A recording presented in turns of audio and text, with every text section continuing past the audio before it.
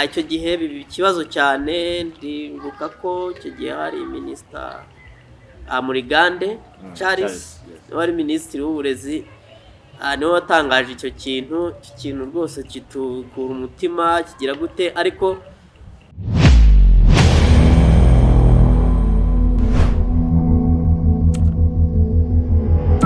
reka nizere ko aho muri hose mumeze neza. Iyi ni Future Nation nanone tubanje gusuhuza abantu muri ahantu hatandukanye, school ndetse na mama Karine muri Pennsylvania.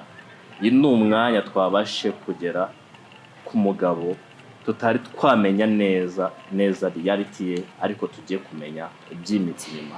Yitwa Elvis, turamwakiriye. murakoze cyane. Urakaza neza Elvis. Twagize amatsiko yo kumenya Elvis ni muntu ki, background ye ni iyihe, ko ayo makuru twagendaga tumenya ubuzima bwa buri umunsi ku munsi, ariko twifuje kwimenyera amakuru ya nyayo kugira ngo tuyakubaze. Elvis, uyu ni wo mwana. Murakoze cyane. Amazina yanjye nitwa Hakizimana Theoneste. Ngira ngo murumva ko Elvis ntago riri mu mazina bwite yanjye, ariko ni izina rya gatatu. Ndetse n'abantu n'ibyo bakunda kumpamagara ni ikintu, ariko umuntu nsobanuriye mu byangombwa amubwira ko amazina yanjye bwite ni Hakizimana Theoneste. Yego, urakoze cyane Theoneste. Bibaye byiza twumvisha imva n'imvano rya Elvis. Hari umuntu wibazaga Elvis ni muntu ki, ariko dusanze ari addition name, ariko byo nta kibazo, ubuzima burakomeye. Twifuje kumenya ese Elvis cyangwa Theoneste ni muntu ki, ishusho yakuriyemo cyangwa ubuzima bayemo yakuriyemo, nibwo twifuza kumenya, tugasangiza abakurikiye Future Nation live TV aka kanya. Theoneste ni umugabo, ngubu ndubatse. Hanyuma navutse ku itariki 14 z'ukwezi kwa 11 mu 1988, ahagana mu masaa 6 z'ijoro, nibwo umubyeyi Mukakarara Scholastique yibarutse umuhungu amwita Hakizimana Theoneste. Hari mu karere, ubu ni mu karere ka Kayonza, ariko ngira ngo kera urabizi uko byitwaga. Yego. Hari muri province ya Kibungo. Yego. Ubu ni mu karere ka Kayonza. Mvukira ahitwa Rushenyi. Mu gihumbi kimwe magana cyenda 1988. Yego. Hanyuma amateka y'u Rwanda urayazi. Yego. Ahagana mu 1993 ngo hari inkubiri itari imeze neza mu gihugu cyacu. Tuza ababyeyi baza guhungira mu gihugu cya Tanzania, mu ntara ya Karagwe ahitwa Kibondo. Aho hantu twahasanze umuryango wari waragiyeyo kera. Hanyuma niho natangiriye amashuri y'incuke. Ishuri ry'incuke niho naryigiye. Hanyuma muri 1996 twaje kugaruka mu Rwanda, nkomereza amashuri abanza muri école primaire ya Rushenyi. Gato nabanje kwiga kuko icyo kigo cyari cyarasenyutse burundu. Yego. Bitewe na jenoside ndetse n'intambara yabaye muri 1994.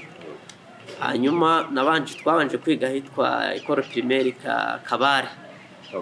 Ni ikigo kiri hafi yaho n'ubundi, ariko kiri kuri icyo ngicyo nagombaga kuba ndi kwigaho.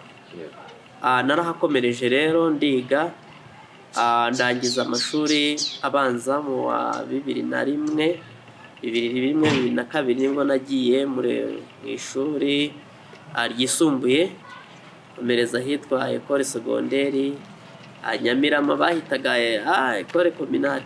koleje kominari ya Kayonza, aho mpiga imyaka 3 ya tronkome, hanyuma mpava nsinze neza n'ubundi komereza mu ishuri riri hafi yaho, kuko aho hatabaga erevo n'ubundi.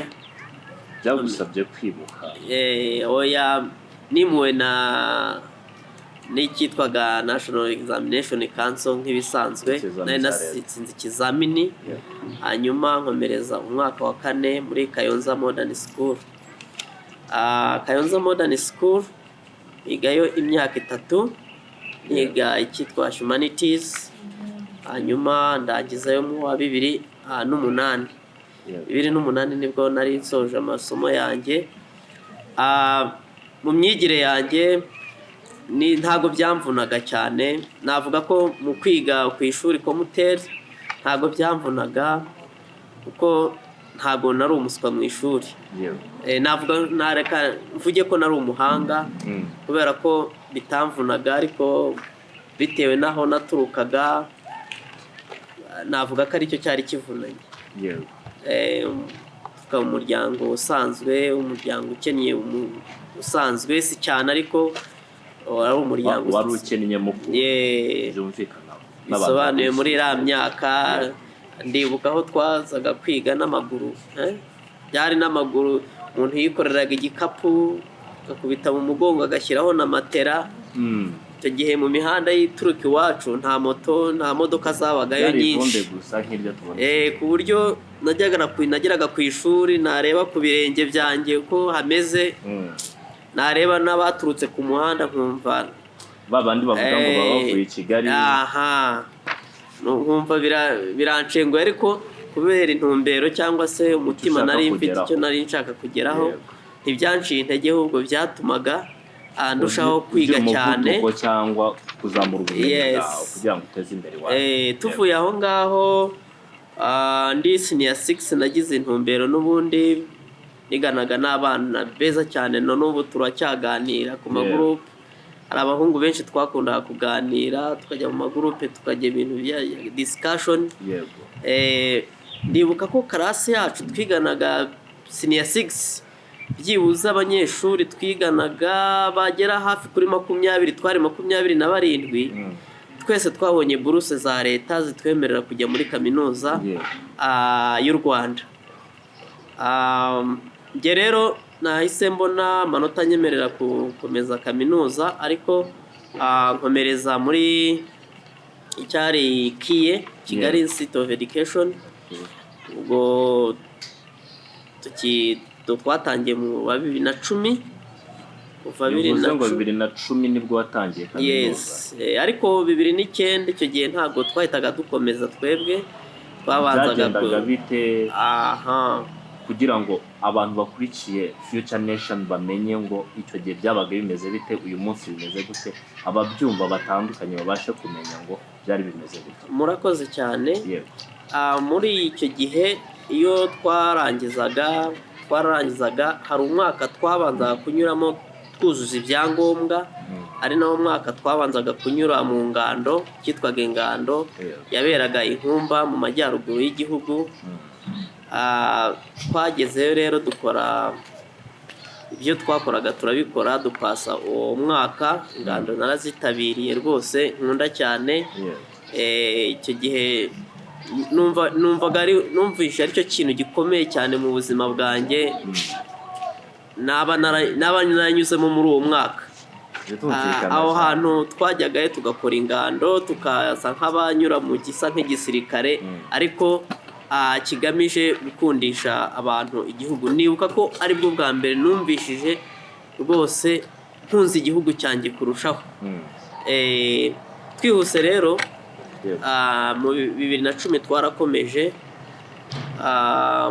muri KIE. Umwaka wa mbere ubu urarangiye, ariko umwaka wa mbere urangiye haje kuba ikibazo. Twaje kubona ikibazo ho murangije iya 1, turangije icyo twitaga level 1. Habaje kuba ikibazo cy'uko leta yahinduye gahunda yatangiragaho icyitwaga buruse, inguzanyo inguzanyo y'amafaranga ntabwo yakuyeho amafaranga yatangaga ku ku banyeshuri kiguzi cy'uburezi, Yego. ahubwo havuye ya mafaranga bahaga abanyeshuri twafataga 25 niyo twitaga buruse. Yego. Icyo gihe biba ikibazo cyane, ndibuka ko icyo gihe hari minisita Murigande Charles wari minisitiri w'uburezi, niwe watangaje icyo kintu rwose kitukura umutima kigira gute, ariko naje gusanga mu ngewe cyari kimfitiye umumaro ukomeye, ndaza kugusobanurira. Icyo kintu cyabayeho uwo mwaka guhera 2012 ubwo guhera 2011 yego, urumva haje kubamo icyo kibazo cyo guhagarikirwa buruse ku banyeshuri. Ese uwo mwaka warahagaritswe cyangwa mwawukomerejemo mwigora kuri ubwo buryo butari bworoheye buri wese? Twumvishe background yawe y'ahantu waturutse n'ahantu wari ugeze, urumva hari ubushobozi iwanyu bari bagezeho cyangwa butari bwakaboneka, hari naho wari ugeze wenda birenze intekerezo zabo. Ese umwaka kuri wowe warahagaze cyangwa wahagaze ku bantu bose? ntago umwaka wahagaze kimwe n'abandi bose, ariko habayeho ubuzima nanone, uri kumva twari duhinduye ubuzima, mwari mushifitinze mu kintu kimwe mugiye mu kindi, ubuzima butoroshye. Icyo gihe bamwe bagiye mu miryango yabo, abandi bashaka ubundi bufasha, ariko leta iza nko mu kwa gatatu hari nibwo, cyangwa mu kwa kabiri nibwo batangiye kuvuga ko bajya kureba ibyiciro by'ubudehe by'iwabo. Ariko ngewe kubera nari namaze gushaka ikindi gisubizo ndabikusobanurira, ntago nigeze njya gushaka igisubizo mu cyiciro ngo ngaruke bampaye ayo mafaranga, ahubwo nge nari naramaze gutegura uburyo ayo mafaranga nge nayabona kandi nkiga amasomo yanjye uko biri.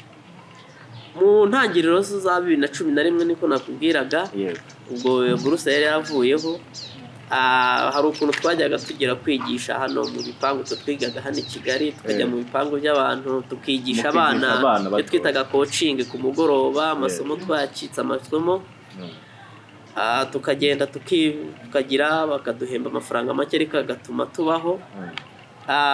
Nge rero namaze kubibona ko bimaze gukomera, namanutse hano ahangaha turi uyu munsi, hano Masizi muri Bumbogo. Urabona ko twambukaga ahantu hameze nk'igishanga, ariko si n'igishanga, tukambuka hariya tukajya ku ishuri. Hari ahantu haciriritse cyane, hari hataraturwa cyane, ariko narahaje mu gushaka igisubizo. Narahageze nganira n'abantu bari bahari, hari abantu bari batuye cyane hano nari nzi, hari na grand frère wari uhatuye ariko ahacumbitse, akunda kuza kureba. Sanga igiturage, abana bambaye ibirenge bagenda gutya, nta bana basa nkaho hakiri, urona ni impengero z'umujyi. Iyo waza gukareba ubuzima bw'abana bahangaha nubwo abo hakurya ya Kimironko byari bitandukanye. Twarakomeje rero, igitekerezo cyari kimaze gukura, noneho nawe amaze gutangira kucyumva, twatangiye turi gukocinga, tubwira ababyeyi, mufata abana mukabigisha, duhamagara abana ababyeyi hirya no hino, timuze bita kuru diswari, abana bakaza baba 10 baba 15. Bamaze kuba nko muri 15 ubwo twavuga ariko rero ibi ntabwo bikiri coaching, ahubwo wakegera inzego z'ibanze akabaza nimba bishoboka. Muri iki gihugu cyacu ntabwo ushobora gukora ikintu kitemewe na leta. Twegereye inzego z'ibanze turavuga ati dufite igitekerezo, tugira abayobozi b'imfura baradufasha, tubona umuturage udutiza aho dukorera, adutiza inzu hano hirya yacu gatoya, hano bita kwa Katabarwa, ndahabona munsi y'umuhanda hariya hafi no kwa Samye. Yes, urabazi. Adutiza inzu, abana baraza batangira kwiga. Ubwo birumvikana yuko abantu bari bafite n'ubushobozi bukeya, uzanye 1000, 2000, tukabasha kubona ingwa imwe n'akabaho gatoya, bwa bushobozi butangira kugira.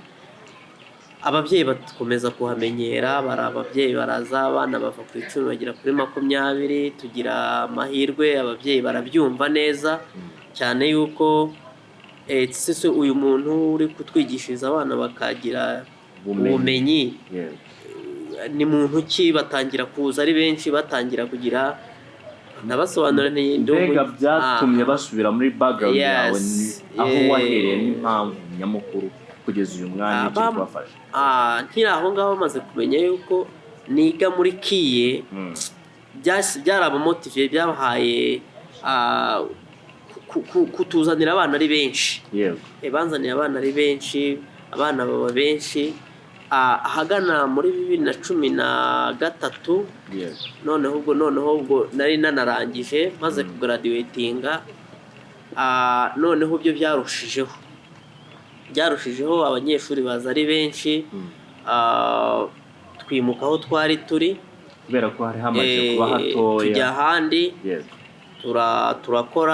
turakora ibikoresho, tugenda twongera udukoresho twari dufite. Cya kibaho kiba kinini, ingwa ziriyongera kubera ko twari abanyeshuri benshi. Ese aho ngaho abo abafashaga guhugura abo bana bariyongere cyangwa mwakomeje muri wa murage? Of course, birumvikana ko ntabwo ari twe twari tukibakurikirana gusa. Twararokirise tuva ku barimu 2 twari dufite, turazamuka tugera ku barimu 5. Tubona naho twimukiye n'ubundi haracyafunganye, naho turahimuka, nibwo twageze ahangaha. Yego birumvikana. Ese twihuse cyane twagira ngo udufashe utubwire, ese utubwiye igitekerezo cyo gushinga ishuri cyaje gute, byaciye muri muzendera kugira ngo bigende neza? Niho natangiye kubwira. Igitekerezo cyazanywe, navuga ko cyavuye mu buzima waruhuye navuga twari tuguyemo ako kanya. Ntekereza ko iyo tuguma tukubona amafaranga dutunga ntari kugera n'aha ngaha Amasizi. Nageze aha Amasizi bitewe no gushaka ubuzima bwari buhindutse. Ubundi twakodeshaga za Kimironko hegereye ishuri rya Kiye, ariko bimaze guhinduka tuza gushakishiriza aha ngaha kuko ariho hari amazu ya makeya, n'ubuzima bwari bworoshye, wanyuraga aha ngaha ukagira. Hanyuma igitekerezo cyaje cyo gushinga ishuri kivuye ahantu, nibwo nakubwira nti nubwo byiriya bintu byabayeho hakabaho impinduka, ariko byaduhaye igitekerezo cyo gushaka ibisubizo. Na bwa butore twagiye dutozwa mbere yaho, naho cyaturutse mu buzima bwari buhindutse, n'ubwo bwo gushaka ubuzima, ariko nanone bibamo ikintu gikomeye uyu munsi. Ngira ngo uyu munsi aho twimukiye urahabona. Ubu ngeze ku barimu, mfite abarimu bahembwa umunsi ku munsi 6, bafasha abandi bagera muri 3, kandi ibyo ari byo byose birabatunze, nubwo tutavuga ko ari byinshi, kandi natwe bikagira ahantu byo bidufasha. Ese twagiye twumva ubuzima waciyemo, birumvikana igitekerezo ahantu cyavu. Ese ko ari umunyeshuri wakuyeho ubushobozi kugira ngo ubashe gushinga ako kantu kabe gahamye n'uyu munsi? Dutangira nabikubwiye, buriya iyo umuntu afite, birumvikana nigaga uburezi bwari bundimo, ntabwo ari ibintu nashakishaga. Twakoze mobilization, ababyeyi baradufasha. Ndavuga muri icyo gihe twari tutarabona na gake dutangiriraho. Umpaye intebe, umpaye ingwa, umpaye iki, ariko nkagira amahirwe yuko ababyeyi babonaga resulta ako kanya. Nagize amahirwe, resulta zabonekaga, cyangwa se umwana nabaga nahuye nawe yaratahaga, ababyeyi bakahita babona impinduka. Nicyo kintu cyamfashije. Bivuze ngo baratsindaga cyane kuruta uko batsindaga mbere, bituma ababyeyi bakwiyumva. Umwana wavaga aha ngaha akajya muri primaire, abantu bahitaga bibaza ahantu yaturutse, baza bagasanga hari n'uwazaga akahagera akavuga se ahangaha niho uyu mwana yigiye tino ntabwo bishoboka, umwe akamujyana ariko undi akamuzana.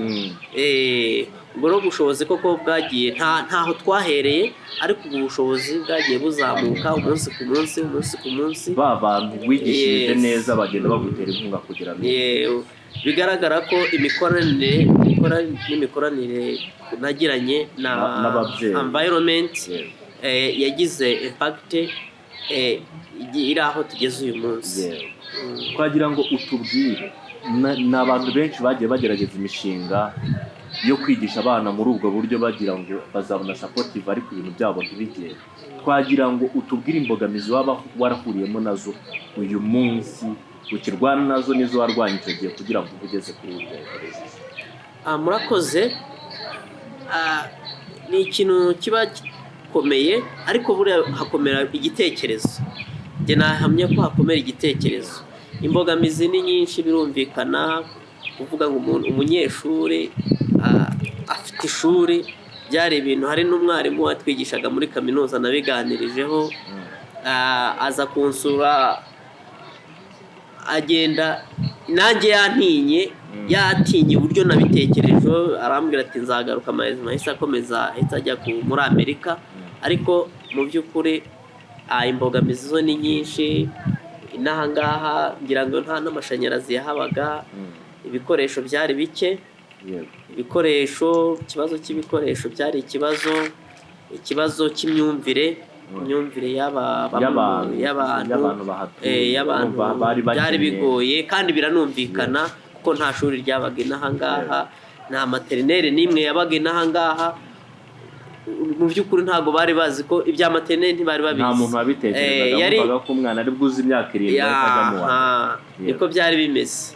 Ubwo izo mbogamizi rero twagiyaga tuzikubitiraho, noneho yuko twari turi n'abanyeshuri icyo gihe nari nkiga, hanyuma zishingiye kuri environment na materials byari bihari. Ndikumva ari zo mbogamizi zikomeye twagize, guhangana na behaviors n'imyumvire y'abantu kugezaho uyu munsi. Navuga ko byibuze uyu munsi kuba mfite abana bari muri 200 ni ikintu nishimira cyane, cy'uko byibura hari izo mbogamizi nabashe guhangana nazo. Twihuse twumvishe byinshi uburyo umushinga wawukoze, uburyo wawutekereje n'ahantu wageze. Ushobora watubwiye inzira wanyuzemo kugeza n'uyu munsi. Watubwira intumbero yawe cyangwa icyerekezo cyawe ubu ngubu uri muri iyi proje yo guhugura abana batoya? Murakoze cyane. Ngira ngo hashize imyaka hari nkurikije igihe nakubwiriye twatangiriye aka kazi cyangwa se iyi proje, tumaze kuzamura hafi abana barenga 1000 batunyuze mu maso. Abo bose babaciye mu maboko muri icyo gihe cyose mumaze. Nubwo twishimira ibyo twagezeho, nubwo tubona birashimishije, nta utabishima, ni inyungu z'igihugu muri rusange. Ariko tugira agahinda iyo tubonye abanyeshuri bacu barangije umwaka wa 3 wa materineri baducitse bagiye mu yandi mashuri. Icyifuzo se cyangwa intumbero twifuza, cyangwa se intumbero yacu, turakora turabiharanira ko abana bacu bazajya bakomereza ahangaha, tukabakomezanya mu bindi byiciro by'amashuri bya primaire. Uyu munsi ufite materineri, ariko ufite intumbero yo kuzashinga ishuri ribasha gukurikirana n'abana n'ubundi baba babaciye mu maboko bari batoya, kugira ngo bahugure bufite ireme. Ntago dusinzira ku bw'icyo. Ntago dusinzira ku bw'icyo, ariko ibihe bikomeje kugenda neza, ntago byazatinda rwose. Ni byiza, ni iby'agaciro kuba ufite icyo cyerekezo ushaka kugeraho. Uyu munsi umuntu yavuga ngo Imana ikomereze amaboko kugira ngo ubuzima bugende neza. Dusoza ikiganiro cyacu, watubwiye byinshi bitandukanye bitwubaka ubuzima. Abakurikiye Future Nation TV hari byinshi bagiye bakura ku kiganiro waduhaye. wagira ubuhamya cyangwa wagira ubutumwa uha abakunzi bawe cyangwa abantu bakurikiye Future Nation uyu mwanya bakurikiye Theogene uyu mwanya ni wawe kugira ngo usangize cyangwa ushimire abantu bakurikiye Future Nation TV ugire n'ijambo wababwira uyu mwanya. Urakoze cyane umusore Gateri Theoneste ntabwo ari Theogene wari ubivuze. Ubutumwa rero naha community muri rusange, araba muri rusange navuga ko no gukunda uburezi n'uburere ni ikintu ngewe nkunda kubijyaho inama nkurikije ubunararibonye nagiye mpura nabwo hirya no hino muri aka kazi. Nabashishikariza kwita ku burere n'imikurire y'abana. Ni ikintu cy'ingenzi cyane kizatuma twubaka ejo hazaza heza abanyarwanda, isi yacu ikazaba ifite icyerekezo kizima. Ko uburezi nibwapfuye uyu munsi, ejo hazaza naho ntaho hazaba hahari. Icya kabiri nagaruka kuri ibyo wari wambaje kuri iyi poroje yanjye wambwiye namenyekanyeho cyane. Ubutumwa naha ababyeyi ni ugukomeza kudushyigikira mu bitekerezo. Turabashima cyane batugeraho, kudushyigikira batuzanira abana, icyo cyo baragikora rwose nabishima cyane. Ubutumwa bwo gukomeza kutuba hafi ni ikintu cy'ingenzi cyane. Hari uwahoze utubaze, hari umuterankunga twigeze tubona ahangaha. Kugeza uyu munsi barahari, barahari, ariko nubwo bahari badutera inkunga. Buri inkunga izari inkunga aba ari ibintu bitandukanye.